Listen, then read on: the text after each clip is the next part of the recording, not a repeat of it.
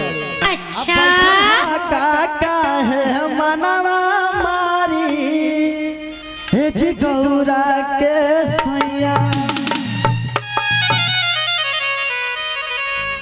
ये जी गौरा के सैया ए जी गौरा के ये जी गौरा के सैया ए जी गौरा के सैया ए जी गौरा के ये जी गौरा के सैया अपना काका है मनवा मारी ए जी गौरा के सैया बैठा का है मनवा मारी ए जी गौरा के सैया ए जी गौरा के सैया ए जी गौरा के सैया ए जी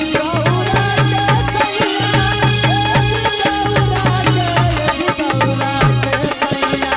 हम कहाँ लागा है मनवा मारी ए जी गौरा के सैया बैठल लागा है मनवा मारी ए जी गौरा के सैया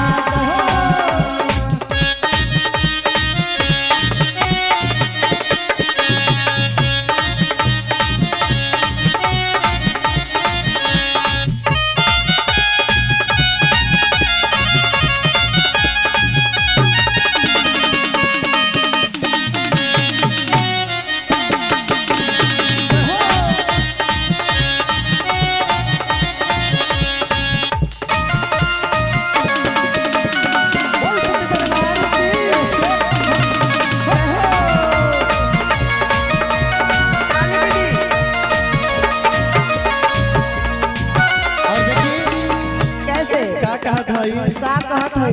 मुहवा फूलैले हा गई कुछो ना बोला हई लाल लाल अखिया के दिदिया सबके देखावा हई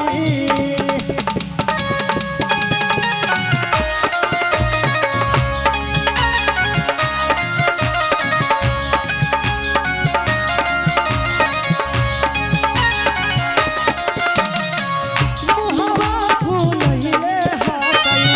कुछो ना बोला हई लाल लाल अखिया के दिदिया सबके देखावा हई ए जी गौरा के सैया ए जी गौरा के सैया ए जी गौरा के सैया ए जी गौरा के सैया का बताई बाबा भोला जैसे बैठल हम मुंह मार के ना वैसे आप लोगन दीदी भी सब बैठल हैं चुपचाप खाली सुनबे करबो दीदी कम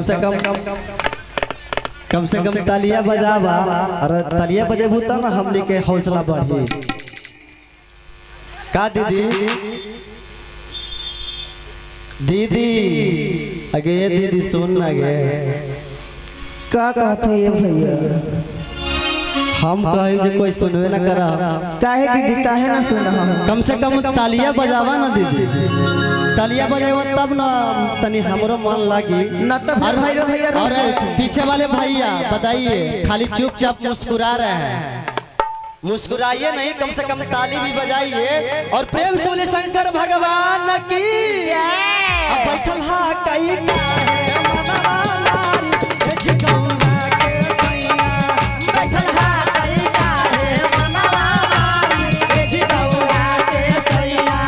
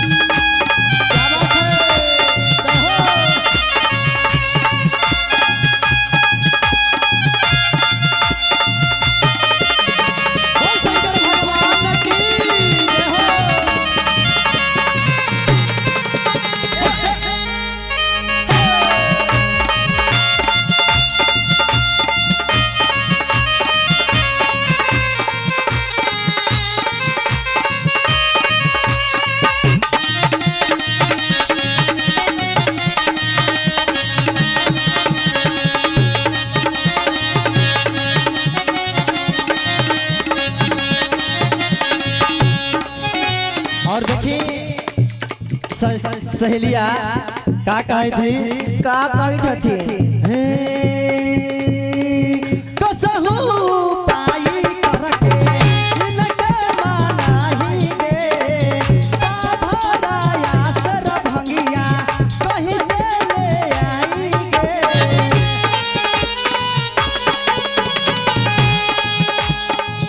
तब नौ पाई करके इनके मानाही गे बाभराया सर भंगिया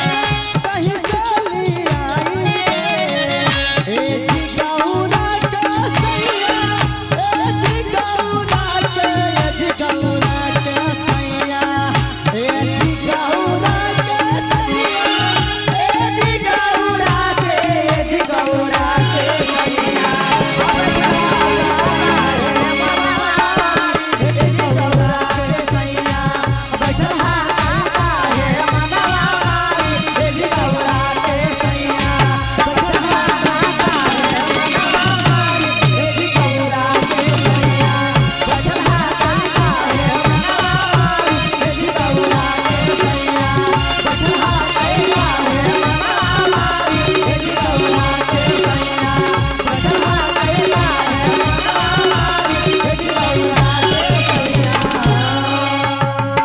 प्रेम से बोलिए शंकर भगवान की